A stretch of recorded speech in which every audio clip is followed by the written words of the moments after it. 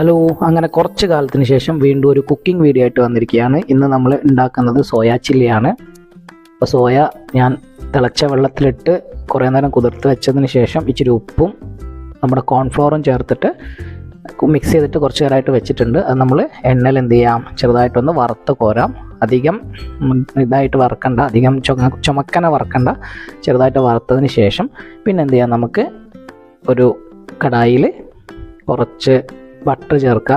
Butter നന്നായിട്ട് മെൽട്ടായതിനു ശേഷം ഇഞ്ചിയും വെളുത്തുള്ളിയും ചേർത്ത് നന്നായിട്ട് ഇളക്കുക. ഒന്നൊന്ന് മൂത്തൊന്ന് സെറ്റായി വരുമ്പോൾ നമ്മൾ അടുത്ത ചേർക്കേണ്ടത് പച്ചമുളകാണ്. പച്ചമുളക് ചേർത്ത് പച്ചമുളകിൻ്റെ ആ ഒരു പച്ച ഒരു ചുവയൊന്ന് മാറി നിൽക്കുന്നപ്പോഴത്തേക്ക് നമുക്ക് എന്ത് ചേർക്കാം, അടുത്തതായിട്ട് കറിവേപ്പില ചേർക്കാം. കറിവേപ്പിലയും ചേർത്ത് സെറ്റായതിനു ശേഷം പിന്നെ നമ്മൾ കുറച്ച് വലുതായിട്ട് അരിഞ്ഞ ഉള്ളി ചേർത്തിട്ട് വഴറ്റിയെടുക്കാം. ഉള്ളി ചേർത്ത് വഴറ്റുക.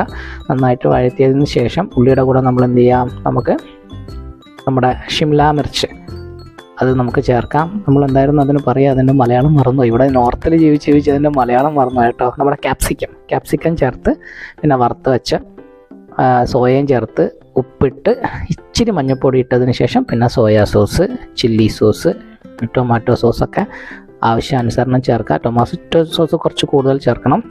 സോയൊക്കെ ആവശ്യത്തിന് ചേർത്താൽ മതി. ചില്ലിയൊക്കെ അവരുടെ എരിവിനനുസരിച്ച് ചേർത്താൽ മതി. അങ്ങനെ ചേർത്ത് നന്നായിട്ട് സെറ്റാക്കി നന്നായിട്ട് ഒരു 10-15 മിനിറ്റ് നന്നായിട്ട് സെറ്റാക്കി ഇളക്കിയെടുക്കുക.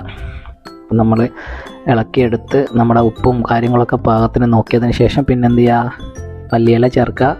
മല്ലിയില ചേർത്ത് പിന്നെ എനിക്ക് ചപ്പാത്തിയായിരുന്നു, ഉണക്കച്ചപ്പാത്തി വെച്ചാൽ ഇവിടുത്തെ നോർത്ത് ഇന്ത്യയിലെ ചപ്പാത്തിയാണ്. ഞാൻ ഉണ്ടാക്കിയ ചപ്പാത്തിയല്ല, സ്കൂളിൽ നിന്ന് എടുത്ത ചപ്പാത്തിയാണ്. അപ്പോൾ അതും കൂട്ടി അങ്ങ് കഴിക്കുക. നല്ല സ്വയംഭം ടേസ്റ്റാണ്, നല്ല അടിപൊളി സംഭവമാണ്.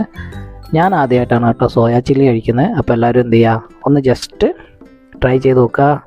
അപ്പോൾ ഓക്കെ, താങ്ക്സ് ഫോർ വാച്ചിങ്.